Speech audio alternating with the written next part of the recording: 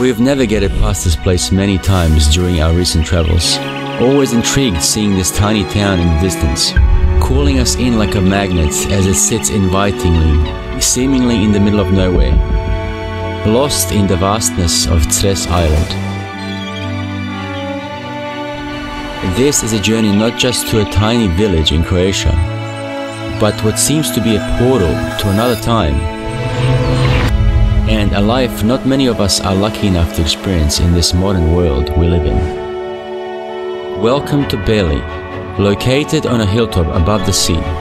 Beli has been writing its history since the time of the Illyrians.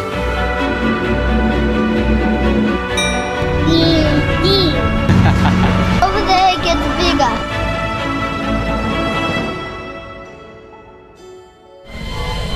Less than 40 people live here, but this sleepy town comes alive with thousands of visitors over the warm months.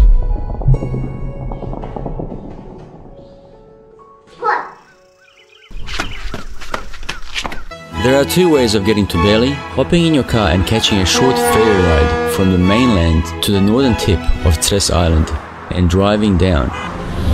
Or a much cooler way, riding the waters of Kvarner Bay and getting a sea perspective of this stunning landscape.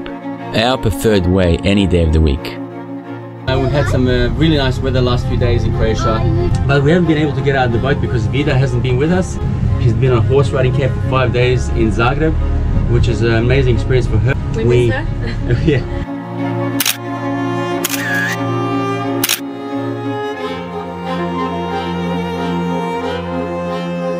Pulling up to any small port or marina in Croatia, you can never be sure if you'll get a transit berth. Looks like there's quite a few boats here actually. Hopefully we can get a spot somewhere. We'll see if we can get a buoy, attach ourselves to a buoy or something, and let's see if we can get to the top. I'm not sure if it's a good idea, but... That far up. You can't walk that far up. Maybe we can catch that bus. What is that? That's a train. I think there's a train up there. We were just about to tie up to a buoy 50 meters off the jetty when we spotted a boat leaving. We got in there quickly, before anyone else had a chance. A boat was just leaving and as we were pulling up, so we were very lucky to get it. €7 is the mooring, which is pretty cheap. I don't have any cash, so we'll see. I think we all have to jump in before we go anywhere else. It's so hot. Oh, my body.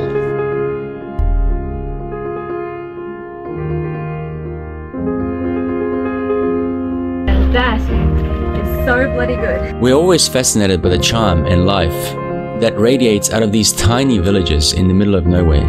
Beli is no different. It beams with life and color.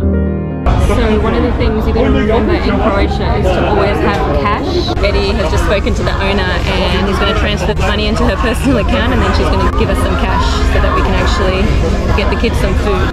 So we're taking the train. Yeah, we really wanted to make our way up there on foot, but I mean, it's probably not the day for it. But it's a cool little setup. I mean, it's kind of like a train. It's actually a tractor. At the foot of the hill lies a small cove with a shingle beach. The kind of place you'd be happy to spend hours lazing around and admiring your surroundings. I will never stop loving this view. Beli, located amongst the lush Tramontana forest. Founded at the site of a prehistoric hill fort on a hilltop above the sea. With a great view of the surrounding, this place had a significant role in controlling the territory between the islands of Cres and Krk. This town reminds us why we love traveling. It's simply so stunningly beautiful, but at the same time so remarkable to think how cultures who came before built these towns with a vastly different purpose in mind. Traveling gives you insight and broadens your horizons. It allows us to discover what is the most important in this short time we refer to as life. This town prides itself on having all that the rest of the world does not. And you know what? I think they're right. Well, that was Beli Old Town, with a population of 35 over winter. I really hope these videos inspire you to get out there and explore this amazing planet of ours. Making the most of ordinary time is what makes us feel alive. Bravo! This must be heaven for kids. Actually no, this is heaven for kids.